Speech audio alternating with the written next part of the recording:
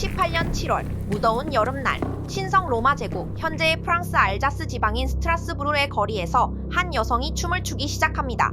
스트라스부르는 흉년이 겹치며 기근이 발생했고 전염병까지 돌아 죽음의 그림자가 드리운 도시였죠. 고통에 시달리는 사람들을 위한 춤이었을까요? 그녀의 춤은 해가 져도 끝나지 않았습니다.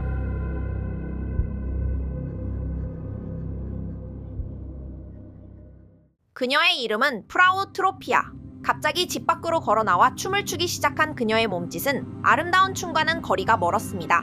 우아한 사교 댄스가 아니라 팔다리를 기괴하게 흔들고 고개를 젖히며 마치 누군가에게 조종당하는 인형처럼 격렬하게 움직였습니다. 여기엔 어떤 음악도 노래도 없었습니다. 트로피야, 이제 그만해! 잠깐 실성을 했다고 생각한 남편과 이웃들은 그녀를 말려봤지만 아무런 소용이 없었습니다. 해가 지고 사람들은 잠자리에 들었으나 여전히 밖에선 타닥거리는 발소리가 끊이지 않았죠. 트로피아는 밥도 먹지 않고 물도 마시지 않고 일주일 내내 춤만 추다가 탈진에 쓰러졌습니다. 그러나 스트라스부르 사람들의 공포는 이제부터 진짜 시작이었습니다. 트로피아가 쓰러진 뒤 도시는 마치 저주가 내린 것처럼 변했습니다.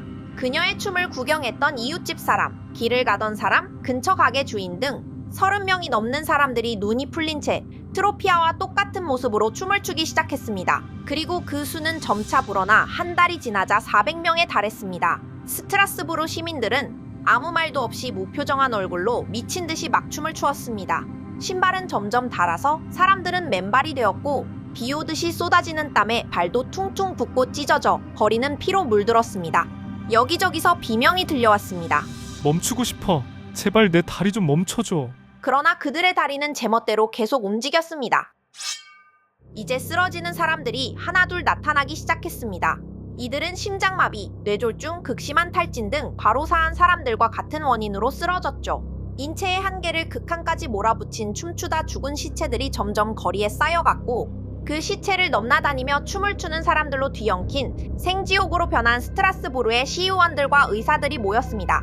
그들이 생각한 이 사태의 원인과 해결 방법은 무엇이었을까요? 그들은 이 현상이 뜨거운 피 때문이라는 황당한 진단을 내놨습니다. 사람들의 몸속에 열기가 너무 많아서 춤으로 그 열기를 배출하려는 현상이라는 말이죠. 처방 역시도 역사상 가장 황당하다 할 수 있겠습니다. 환자들이 춤을 추고 싶어하니 원 없이 추게 해주자. 춤을 다 추고 나면 열기가 빠져나가서 나을 거야.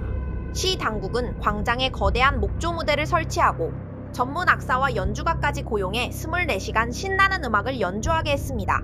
여기에 춤을 잘 추는 사람들도 고용해 춤추는 스트라스부르 시민들의 흥을 돋우게 했습니다. 이러한 조치는 대참사로 이어졌습니다. 음악이 들리자 춤을 추지 않던 구경꾼까지 흥분해 무대에 참여했습니다. 그리고 광장은 춤추는 무덤이 되어버렸죠. 하루에 많게는 15명씩이나 사람들이 심장이 터질 때까지 춤을 추다 쓰러졌습니다. 이러한 상황이 이어지자 시당국은 그제서야 자신들의 조치가 대단히 잘못되었다는 사실을 깨닫습니다.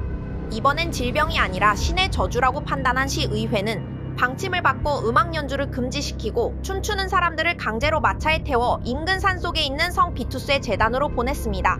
그곳에서 빨간 신발을 신기고 기도를 드리게 하자 신기하게도 광란의 춤판에 끼어들던 사람들은 서서히 줄었고 사건이 시작된 7월에서 2달여가 지난 9월 초가 되자 이 전염병은 완전히 사라졌습니다.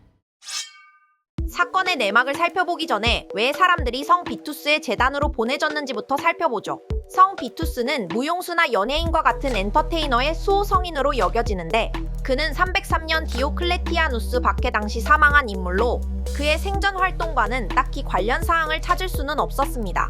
독일에서 그의 축일의 동상 앞에서 춤을 추며 기념하는 풍습이 무용수의 수호성인으로 여겨지게 된 계기가 되었다고 보입니다. 당시 사람들은 성 비투스에게 제대로 기도를 올리지 않아 그를 노하게 하면 그가 춤추는 저주를 내린다고 믿었습니다. 게다가 카톨릭 교회의 부패도 상당했던 시절이라 교회가 진정으로 자신들을 구원해주는지 의문을 품었기도 합니다. 그 불안감이 성인이 저주를 내린다는 미신으로 이어졌죠. 환자들이 빨간 신발을 신은 것도 특별한 이유는 없었습니다. 시당국은 구마의식, 그러니까 엑소시즘의 일환으로 이 신발을 신고 제단 주위를 계속 돌게 했습니다. 마치 도시에 저주가 내린 듯한 이런 춤판은 대체 왜 생겨난 걸까요? 알 수 없는 이유로 근육이 저절로 움직여 춤을 추기 시작했다 하더라도 그걸 지켜보는 사람에게까지 전염되는 건 우리의 상식으론 잘 이해가 되지 않습니다. 현대의학계와 역사학계는 크게 두 가지 유력한 가설을 주장하고 있습니다. 첫 번째는 맥각 중독입니다. 빵에 생기는 곰팡이균의 하나인 맥각균에는 LSD와 유사한 환각 성분이 들어있는데 도시의 많은 사람이 이렇게 곰팡이가 핀 빵을 먹고 집단 환각과 경련을 일으켰다는 주장이죠. 다 같이 강한 환각을 경험했다면 무언가에 홀린 듯 춤판으로 끼어들어갔을 가능성이 있기는 합니다. 그러나 맥각 중독은 보통의 상황에서는 혈액순환을 막아 팔다리를 움직이기 힘들게 하므로 며칠 동안 격렬한 춤을 추는 증상과는 맞지 않는다는 반론도 있습니다. 이때가 그 보통의 상황에 해당했는지는 알 수 없지만 말이죠. 두 번째 가설은 집단 시민성 질환입니다. 쉽게 말하자면 집단 히스테리죠. 1300년대 유럽을 크게 휩쓸었던 흑사병의 대유행 이후 여전히 흑사병은 유럽에 남아 1700년대까지 유럽인들을 괴롭혔습니다. 거기다 흉년까지 겹치며 사람들이 먹을 식량은 현저히 줄어 있었고 매독과 같은 새로운 병까지 출현하며 유럽인의 공포는 극에 달했을 것입니다.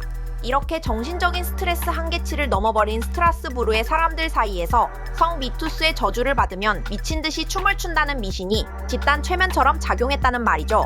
마치 한 사람이 하품하면 다른 사람도 따라하듯이 한 사람의 발작이 억눌려 있던 대중의 공포 심리를 터뜨리는 트리거가 되었다는 설입니다. 집단 히스테리를 일으켜 사람들이 죽을 때까지 춤을 췄다니 그게 과연 가능하기나 한 일인지 의심이 들 수 있습니다. 이는 전환장애, 컨버전 디스오더라고 부르는 증상으로 인간의 뇌는 복잡하고 오묘해서 극도의 스트레스를 받으면 견딜 수 있는 한계를 벗어났을 땐 온갖 방식으로 터져나오곤 합니다.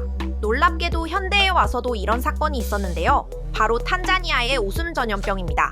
탄자니아가 영국 식민 지배에서 갓 독립한 1961년 학생들은 신생 독립국의 미래라거나 엘리트가 되어야 한다는 엄청난 기대와 압박을 받고 자랐습니다. 특히나 자유롭지 않은 통제된 환경인 기숙학교 같은 엘리트 학교라면 스트레스가 더 극심할 수 있죠. 이듬해인 1962년 아프리카 탄자니아의 한 기숙학교에서 3명의 여학생이 웃기 시작했습니다.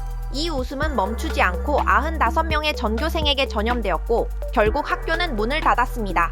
그런데 이 웃음은 인근 마을로까지 번져 1000명이 넘는 사람들이 몇 달 동안 기절할 때까지 웃는 사태가 벌어졌죠. 너무 살기 힘들어서 터져버린 많은 사람이 내지른 영혼의 비명이었던 비극적인 사건, 스트라스부르의 죽음의 댄스. 이번 이야기는 여기까지입니다.